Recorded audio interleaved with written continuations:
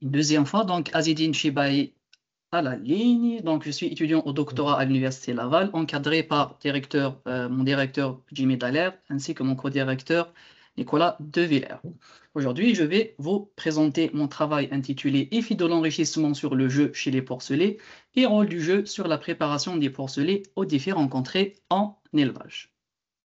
Le jeu est un comportement qu'on rencontre chez la majorité des jeunes mammifères, y compris le porc domestique et sauvage.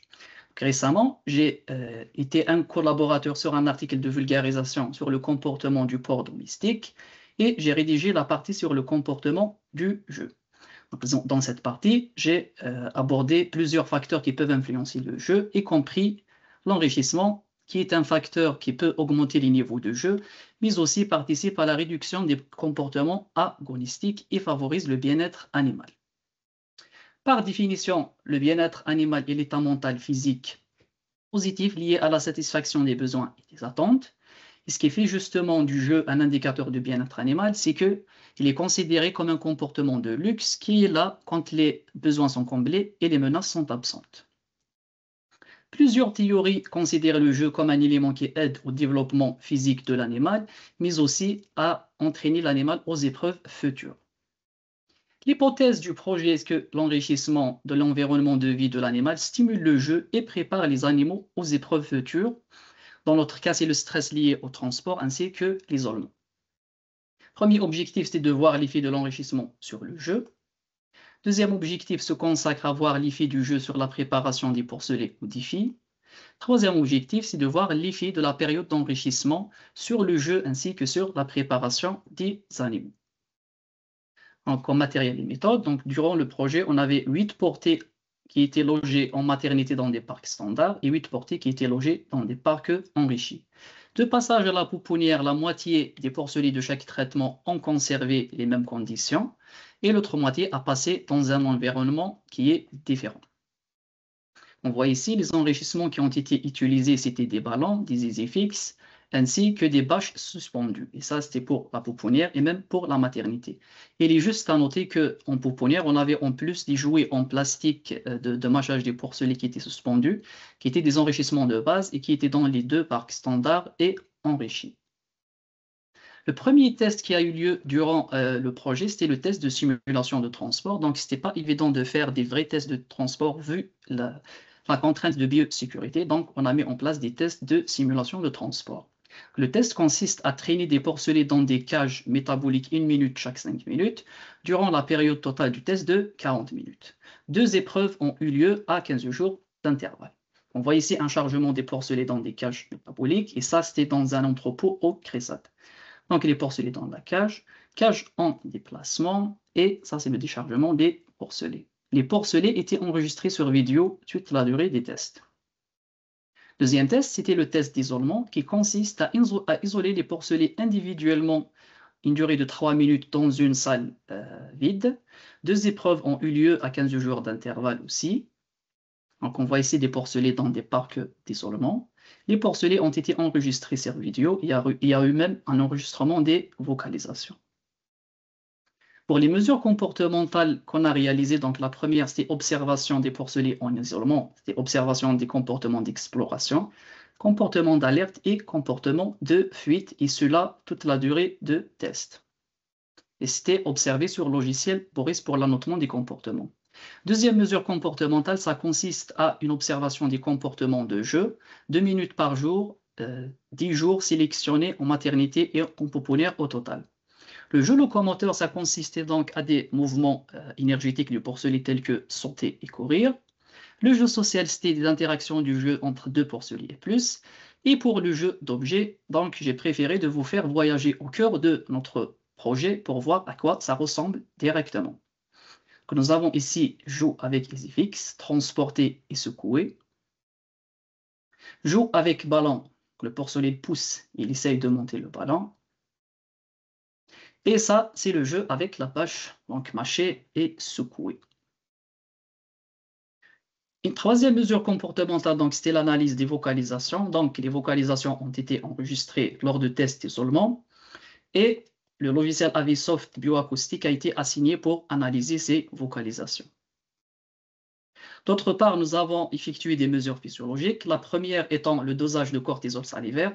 Donc, on a choisi le dosage de cortisol salivaire au lieu de cortisol sanguin pour éviter d'avoir une méthode invasive. Donc, dosage de cortisol salivaire, c'est une méthode non invasive. Et pour réussir cela, donc, nous avons effectué des habituations des porcelets au mâchage d'un couteau dès la maternité pour réussir les prélèvements salivaires avant et après les tests des simulations de transport.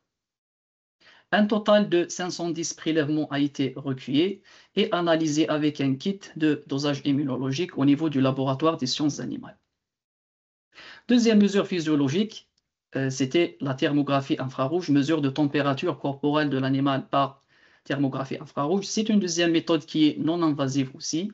Donc, et cela a eu lieu pour les tests de simulation de transport et même pour l'isolement, et cela avant et après les tests.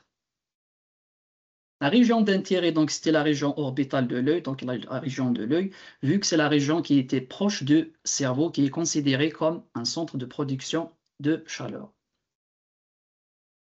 Les résultats, donc en maternité, nous avons un jeu total qui était significativement élevé chez les parcs enrichis.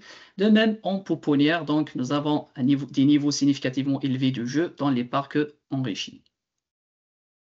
Jeux par catégorie, donc nous avons remarqué qu'en maternité et en pouponnière, les deux catégories de jeux qui étaient significativement élevées, c'était le jeu d'objets ainsi que le jeu locomoteur. J'ai oublié tout à l'heure à souligner que dans les parcs enrichis, on avait aussi un enrichissement spatial, donc il y avait de l'espace supplémentaire en plus. Pour ce qui est de l'utilisation des enrichissements en maternité, donc la bâche, elle a été c'était l'enrichissement le plus utilisé avec un pourcentage de 52,6%.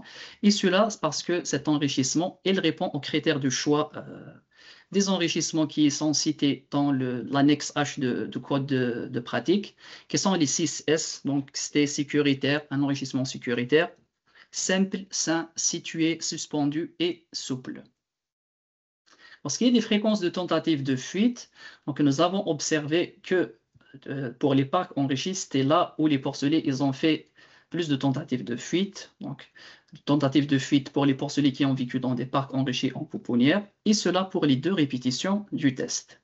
Au début, on s'est dit que peut-être juste pour le test 2, qu'on va avoir des tentatives de fuite significatives parce que le porcelet a quand même une conformation physique développée, mais on a observé la même chose pour le test 1. Pour le test de simulation de transport, donc nous avons eu des niveaux de cortisol. Le cortisol, c'est l'hormone de stress. Nous avons eu des niveaux de cortisol significativement élevés après le test de simulation de transport chez les porcelets qui ont eu un changement des conditions environnementales en passant de la maternité à la pouponnière. Donc, c'était les porcelets enrichis en maternité et standards en pouponnière et les porcelets standards en maternité et enrichis en pouponnière. Donc, ils avaient des niveaux de stress plus élevés que les autres. Résultats à venir, donc, on est en train d'analyser les résultats pour les données de thermographie infrarouge pour isolement et simulation de transport, et aussi pour les analyses des vocalisations en isolement. Pour la conclusion, donc, un environnement enrichi stimule le comportement de jeu en maternité pouponnière. Un environnement enrichi en pouponnière affecte négativement la capacité du porcelet à faire face aux défis d'isolement. Le changement des conditions environnementales en passant de la maternité à la pouponnière affecte négativement les compétences du porcelet à faire face à un test de simulation de transport. Pour les retombées futures du projet, donc en industrie, nous avons des possibilités d'enrichissement à faible coût, telles que la bâche, renforcement de l'acceptabilité sociale de l'élevage, le bien-être animal et du monde sociétal, différenciation des produits et reconnaissance nationale et internationale avec des labels, ce qui favorise et facilite la commercialisation. Pour la recherche, renforcer les connaissances sur le comportement de jeu, utilisation des mesures non invasives en recherche qui est très utile. Donc toute cette recherche, donc, elle est en lien direct avec les thèmes de recherche priorisés mettant dans le guide. Pour la santé et le bien-être animal, stress pré-abattage, parce qu'on parle beaucoup de stress de transport. Si on veut voir l'utilité des mesures non invasives, donc toutes les mesures et les processus qui ont été utilisés dans ce projet, c'était des mesures non invasives, ce qui rejoint les directives du Conseil canadien pour la protection des animaux, mais aussi la règle des 3 R, la règle de raffinement des procédures. Donc, je remercie infiniment tous les partenaires et toute personne qui a participé à ce projet. Je vous remercie de votre attention.